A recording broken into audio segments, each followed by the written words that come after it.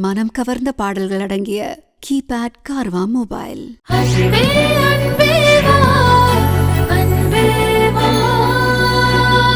கண்மணியோட கல்யாணத்துக்காக எல்லாருமே மண்டபத்துக்கு வர ஆரம்பிக்கிறாங்க. வருண் தான் அந்த கல்யாணத்துக்கு தேவையான எல்லா வேலைகளையுமே இழுத்து போட்டு மாங்குன்னு செய்யறாரு. அதை பார்த்து கண்மணியோட அப்பாவுக்கு ரொம்ப சந்தோஷம். கண்மணியோட கல்யாணத்துல ஒவ்வொரு பிரச்சனைகளா உருவெடுக்க ஆரம்பிக்குது. இன்னொரு பக்கம் பார்வதி எப்படியாவது கண்மணிய தன்னோட பையன் வருணுக்கு கல்யாணம் பண்ணி வைக்கலான்னு பார்த்தா இங்க எல்லாமுமே தலைகீழா நடக்குதே அப்படின்னு ஃபீல் பண்ணிக்கிட்டு இருக்காங்க. அந்த நேரத்துல தான் கண்மணி காதலிச்சிட்டு இருந்த அந்த ஒரு பர்சன் வருண் அப்படிங்கிறது கண்மணியோட அப்பாவுக்கு தெரிய வருது. இதை பத்தி கண்மணி கிட்ட கேட்டுக்கிட்டு இருக்காரு. இதை முன்னாடியே சொல்லியிருந்தா அதுக்கேற்ற மாதிரி நம்ம ஏதாவது பண்ணிருக்கலாமே அப்படின்னு பேசிட்டு இருக்கிறத கணேசனும் கேட்டுடுறாரு.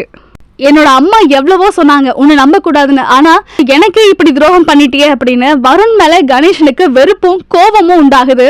இன்னொரு பக்கம் கண்மணிக்கும் கணேசனுக்கும் தான் நல்லபடியா கல்யாணம் நடக்கணும், தான் வீட்டுக்கு கண்மணி மருமகளா வந்துடவே கூடாது அப்படின்னு வாசுகியும் மாதவனும் பிளான் பண்ணி சுத்திட்டு இருக்காங்க அதே கல்யாண மண்டபத்துல. அம்மா, அட பாவி, கல்யாண மாப்பிள்ளையா ஆக வேண்டியவ கணக்கு எழுதிட்டு இருக்கானே. பாரு, this is all fate. இவனை எப்படிப்பா கண்மணிக்கு கட்டி வைக்கிறது? கண்மணி என் மருமகளா ஆக மாட்டாளா? கலங்காத பாரு, நான் இருக்கேன். நீ இருப்ப பப்பு, கண்மணி இருப்பாளான்னு தெரியலையே பப்பு. பாரு சித்தப்பு. வாங்கம்மா. எப்பமா வந்தீங்க? இப்பதான் வந்தேன். ஆனா இங்க வந்து இந்த காட்சியை பார்த்ததுக்கு அப்புறம் ஏண்டா இங்க வந்தோன்னு இருக்கு. ஏன்பா, நீ என்ன கணக்கு புள்ளையா? ஓஹோ, இதுவாமா? கண்மணி கல்யாணத்துக்கு எல்லாத்தையும் நான் தான் பார்த்து செய்யணும். நான் தானமா முழு பொறுப்பு. சார், இந்த மாலை கொண்டு வரவங்க இன்னும் கொண்டு வரல சார். இன்னும் வரலையா? இந்நேரம் வந்திருக்கணுமே. தெரியல சார். நேத்தே சொல்லியாச்சு. நீங்க போக, நான் வரேன். அம்மா, நீங்க உள்ள வாங்க. டேய் பப்பு, இவனை இப்படி பார்க்கும்போது என் நெஞ்சே வெடிக்குதுடா.